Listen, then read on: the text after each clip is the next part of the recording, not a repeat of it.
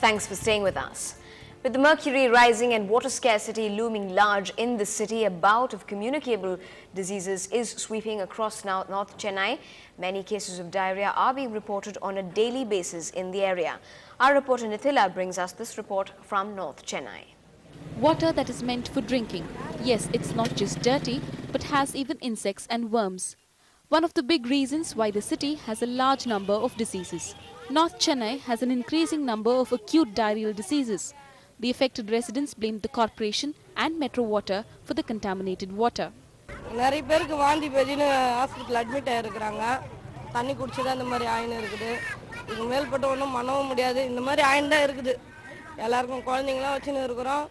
குழந்தைங்களெல்லாம் மாத்திரை மருந்துலாம் கொடுத்துன்னு தான் இருக்கறாங்க வந்து. அப்படி இருந்தா இன்னைக்கு கூட ஒருத்தர் அட்மிட் ஆயிருக்காங்க. In the past 2 weeks, this communicable diseases hospital at Tondiarpet has admitted more than 200 people after they showed signs of cholera. But when asked about this, the Chennai Corporation was quick to take a defensive stand. So wherever there is water pollution, we cut the water line and substitute the water with lorries, tanker supplies. And the pipelines which are contaminated also are being replaced. So very good work is being happening around the city. The vigil is really kept up very well by both Metro Water as well as the Corporation Public Health Department. So the water is being taken care of. But ground reality reveals a different picture. Around 200 families living in these slums depend on these 2 hand pumps for water. Adding to their woes is the lack of proper sewerage. And all these make them most vulnerable to diseases like typhoid and cholera.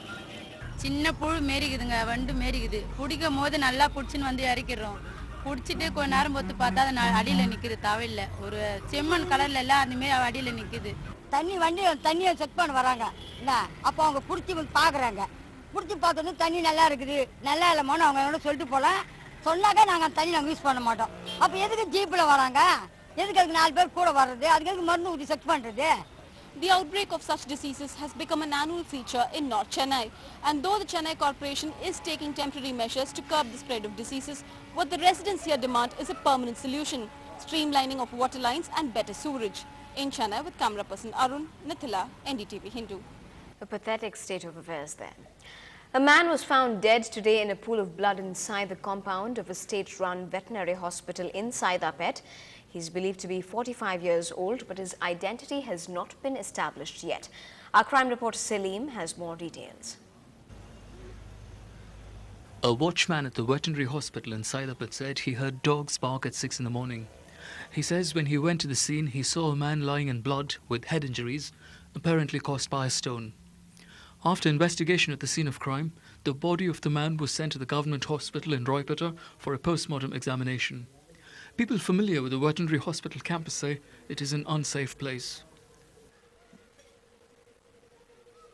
கால்நடைத்துறையை பொறுத்தவரையில் வந்து இந்த மருத்துவமனை வளாகமானது சுற்றிலும் ஒரு பாதுகாப்பற்ற சூழ்நிலையில் நிறைய யாரை குறை சொல்லல நான் சேரிகள் மற்றெல்லாம் இந்த முள்ளெல்லாம் முளைச்சிருக்கனால வந்து இது மற்றவர்கள் வந்து சென்றது தங்க இடமாக இருக்குது.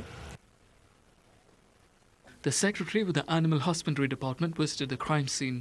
The police have registered a murder case under Section 302 of the Indian Penal Code. The watchman who first reported the murder is also being questioned by the police. In Chennai with Salim, Jason Tosh for Ndtv-Hindu. Almost 10 days after an Indian marine engineer went missing from a ship near Rotterdam port in Netherlands, there's no clear word about his whereabouts.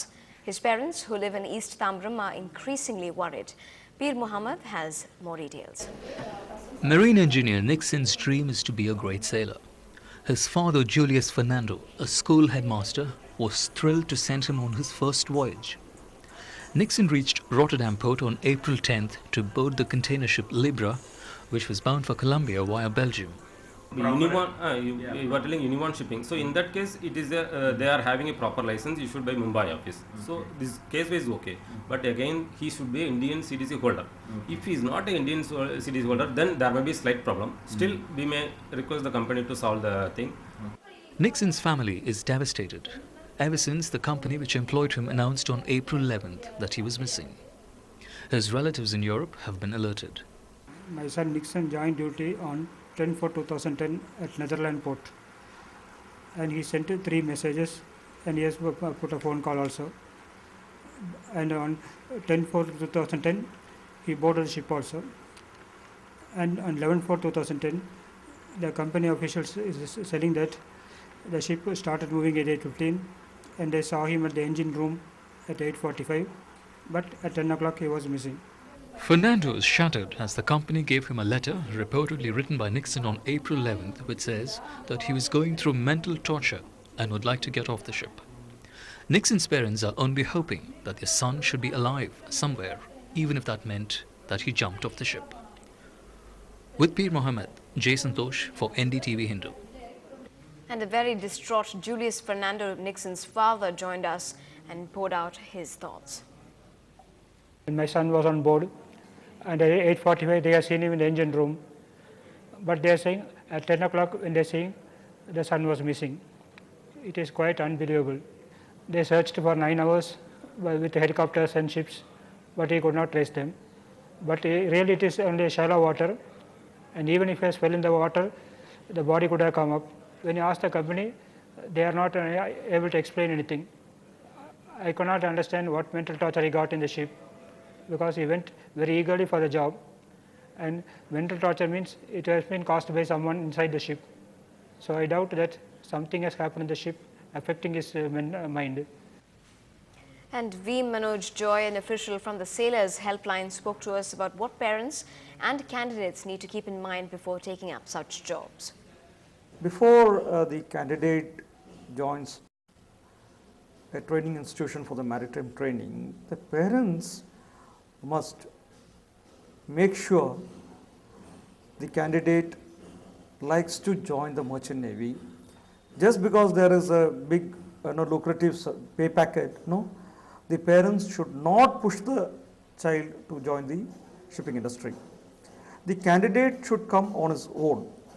He should feel this is the best industry, and the industry too is looking for candidates who are coming on their own.